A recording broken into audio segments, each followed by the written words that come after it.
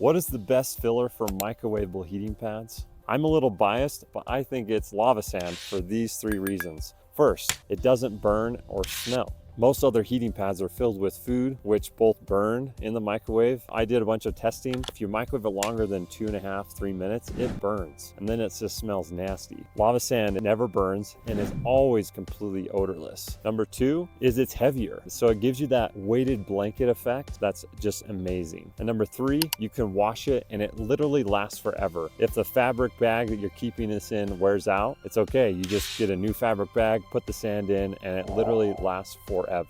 So yes, I think lava sand is the best filler for microwavable heating pads.